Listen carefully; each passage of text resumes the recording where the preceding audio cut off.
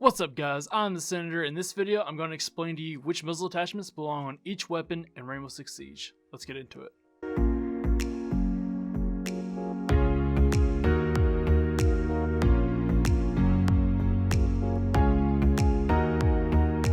Okay, so Rainbow Six Siege is about to start its 5th year, so you're probably wondering why I'm here making a video about muzzle attachments. Well, for the longest time, I had trouble figuring out which muzzle attachments were perfect for my weapons, and trying to figure out each attachment on each gun takes a lot of trial and error, and so I'm here to help eliminate some of that trial and error for you guys. And so, I've seen many videos out there that try to go over this topic, but they've always just left me confused. They load a bunch of information on you, and then they tell you you're just going to have to figure it out for yourself, just get a feel for it, or something to that extent. But this video is different. I'm going to tell you which muzzle attachments belong on specific types of weapons.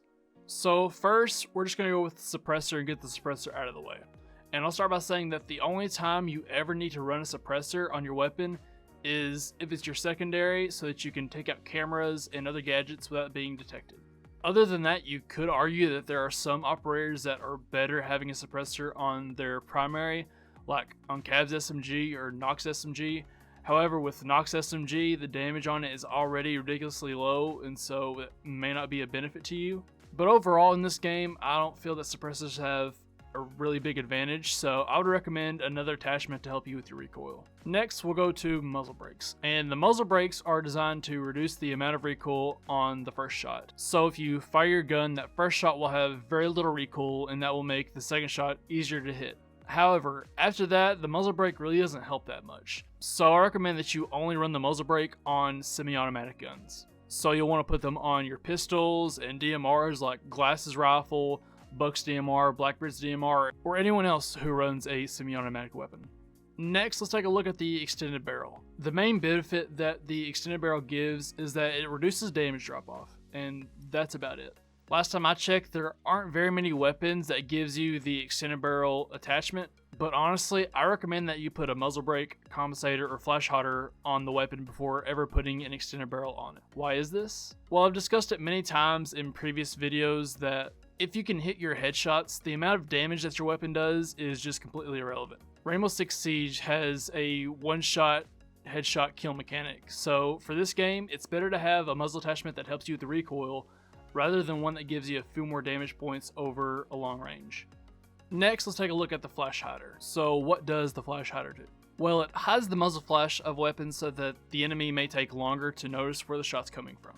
And every time the weapon starts firing, it slightly reduces the vertical recoil and greatly reduces the horizontal recoil for the first 3 shots.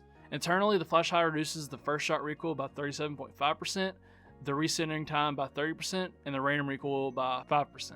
So basically, the flash hider is best for firing in bursts, which is usually how people play the game. Typically, people will fire the weapons in bursts that are less than maybe 7 rounds, and I recommend that you put this on all your rifles and SMGs. And yes, that makes up most of the weapons in the game, but I feel that overall the flash hider is the best attachment you can add. However, it can be more or less effective depending on whether or not you shoot in bursts or shoot until your magazine is empty. But overall, in my experience in testing, the flash hider is best for most rifles and SMGs. If you want to switch to it and feel if it's worse or not, you can always switch back to your previous attachments. But for those who are having a difficult time trying to figure out which attachment is best and what attachment you need for a specific type of guns, the flash hider should always be your go-to when it comes to rifles and SMGs. Okay, finally we're at the compensator. And what does the compensator do? The compensator basically reduces the random recoil of the weapon by 17.75%. The compensator just makes it to where it reduces the randomization of the bullets while the muzzle climbs. So overall, the compensator just makes it to where the muzzle of the gun will climb straighter and in a more predictable pattern. And this attachment is best used for weapons with pretty low recoil and used for, close to medium range combat.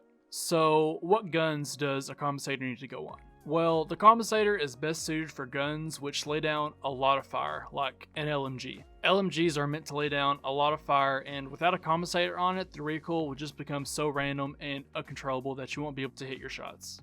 However, the compensator doesn't belong only on LMGs. If you're the type of player who will shoot until the mag is completely empty, run a compensator to help with that irregular recoil pattern that you're going to experience. Okay, so to recap everything, only run a suppressor on your secondary so that you can take out gadgets and cameras without being detected. Okay, for the extended barrel, only use it if you have no other options or you're somehow able to control the gun's recoil with it on. Hitting your shots is more important than getting an extra 2 damage points outside of 10 meters. For your muzzle brake, only put it on DMRs, sidearms, or any other semi-automatic weapon.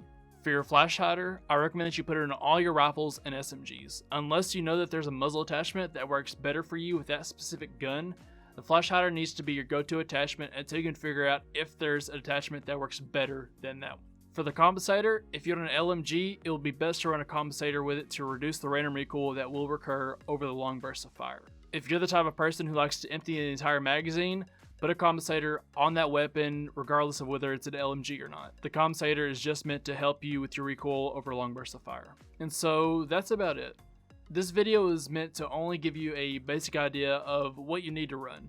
So take the advice I've given you, experiment with it, and if you find a way that's better, then run it your way. This is just a very simple and basic way of explaining the muzzle attachments and what type of weapons need to be run with those specific types of muzzle attachments.